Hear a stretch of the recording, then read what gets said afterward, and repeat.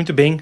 No Na Mira do Marcos de hoje, o segmento onde consigo trazer aqui aquilo que eu percebo como histórias relevantes que passam batido nas notícias, eu quero falar sobre o homem aqui ao lado. Esse se chama Dong Guangping, um cidadão chinês. Na foto ele parece bem, mas essa semana ele passou por uma jornada de 30 horas em mar aberto, fugindo em um barco improvisado da China comunista rumo à Coreia do Sul. Ele foi avistado, disse um comunicado então da Guarda Costeira da Coreia, em um barco inflável a cerca de 70 quilômetros da costa oeste do país, no final de 25 de maio, segunda-feira, depois que uma tripulação de um navio pesqueiro viu então ele flutuando e disse para a Guarda Costeira ir lá buscar ele. Um barco inflável de borracha. Tem um mapa aqui que eu destaquei e a provável rota dele deve ter sido uma coisa nesse sentido. Ele falou que saiu de Weihai, na província de Shandong. Essa península aí que você está vendo fica nessa província chinesa e foi então de barco até a Coreia do Sul, navegando em algum lugar dentro desse círculo vermelho. Nessa mesma região de Shandong, há mais de 20 séculos, não anos, séculos, viveu Confúcio. Temos a imagem do filósofo?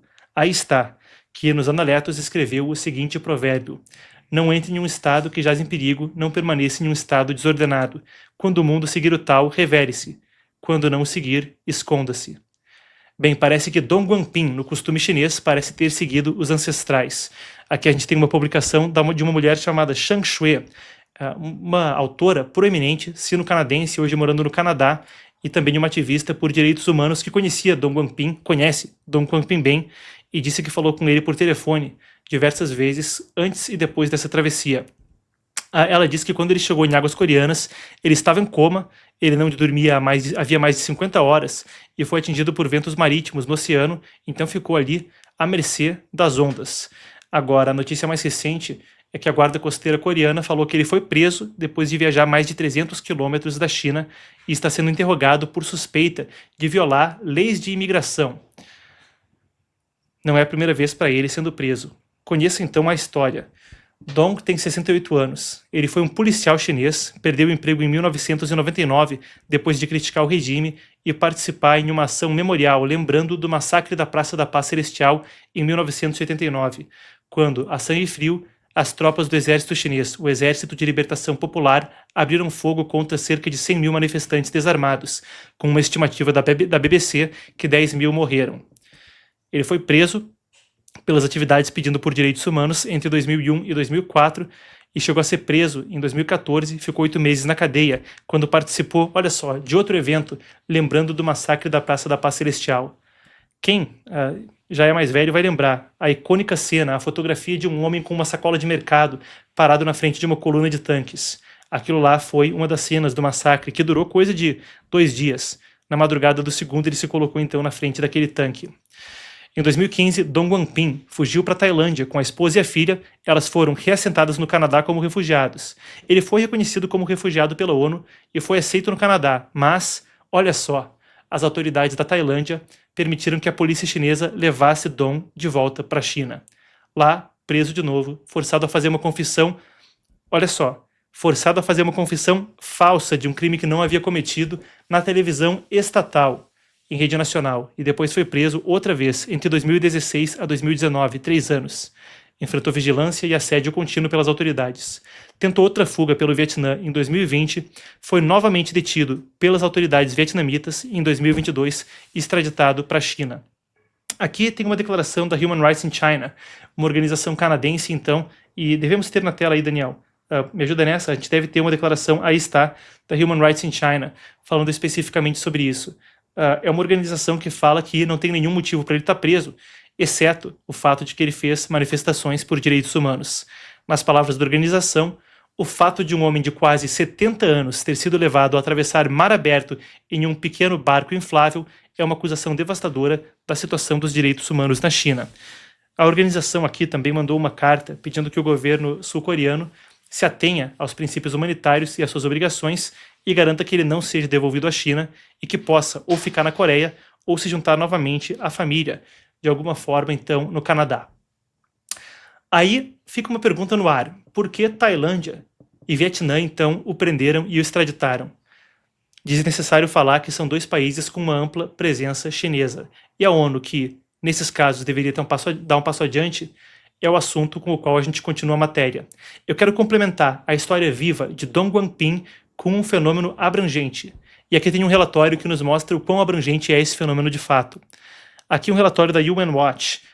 Essa é uma organização que acompanha, monitora a ONU, é uma das watchdogs, como chamam, organizações de monitoramento credenciadas, que tem até local de fala na Assembleia Geral das Nações Unidas. Esse grupo, sediado em Genebra, diz que vários atuais e antigos especialistas em direito nas Nações Unidas, inspetores do Conselho de Direitos Humanos, o tipo de gente que deveria estar lidando com esses casos especificamente, recebeu dinheiro por fora de China, Rússia e Catar. São 104 páginas verificando dados em uma investigação abrangente e, cara, surpreendente. Quer dizer, não sei se surpreende alguém, mas certamente pujante o tamanho das acusações. É um relatório de 104 páginas que foi divulgado então no dia 26, falando sobre como muitos dos inspetores, em tese independentes, receberam financiamento externo, enquanto faziam relatório, declaração, avaliação de visitas. E aí são 13 que são avaliados ali. E aqui a gente deve ter, creio que a gente tem alguns deles. Então, para se ter noção dos valores circulando, a Lena Duran, relatora especial da ONU sobre o impacto negativo das medidas coercitivas unilaterais, como as que afetam Dong Guangping sendo torturado na cadeia. 1,3 milhão em financiamento, dólares, tá? Em financiamento de China, Rússia e Catar. Fez visita oficial a Teherã, Pequim, Damasco, Doha, Caracas e Harare, realizadas exclusivamente para apoiar regimes autoritários e não suas vítimas. É o que se lê no relatório da UN Watch. Desse 1,3 milhão, tá? Era coisa de 800 mil vindo diretamente da China. Depois, dá para casos seletos aqui. Ben Sol, relator especial da ONU sobre contra-terrorismo, 150 mil da China, critica rotineiramente países ocidentais, se recusou a emitir qualquer declaração sobre a perseguição da China aos muçulmanos uigures, que Pequim justifica como contra-terrorismo. E muitas vezes, ativistas não tiveram sequer local para se expressar nesses conselhos de direitos humanos, que parecem mais preocupados em livrar a barra de China e Cuba e condenar Israel do que outra coisa. E a estatística mostra isso, com esse sendo de fato Israel o país mais condenado. Desse relatório, para voltar para o tom humanitário, com uma condenação que vem por parte de uma pessoa que trabalhou ali. Emma Riley trabalhou nesse mesmo Conselho de Direitos Humanos. E a gente tem aqui ela falando com o Epoch Times em uma exclusiva, meses atrás, quando dizia que o governo chinês pediu e a ONU cedeu os nomes mesmo de dissidentes chineses no exterior que estavam protestando contra o partido. Uma coisa que não só vai contra o regulamento da ONU, mas contra princípios básicos de proteger essas pessoas. E o caso de Dong Guangping, extraditado de Tailândia e Vietnã, a ver na Coreia, também passa por isso. A gente deve ter aqui a fala específica, então, de Emma Riley, em entrevista ao Epoch Times, resgatada de meses atrás, falando sobre isso. Vamos conferir. But basically, the Chinese delegation in Geneva would just write to the UN bureaucrats and say, hey, can you tell us if these dissidents are coming or not? All of the UN human rights mechanisms are based in Geneva, and China didn't want to have its human rights record criticized, so they thought they would ask their friends at the UN for a favor. And instead of saying no, like the UN did for every other country that asked, they simply handed over names. And we're talking, as you said, about US citizens, Canadian citizens, UK, Germany, and the UN didn't inform any of those countries that this was happening.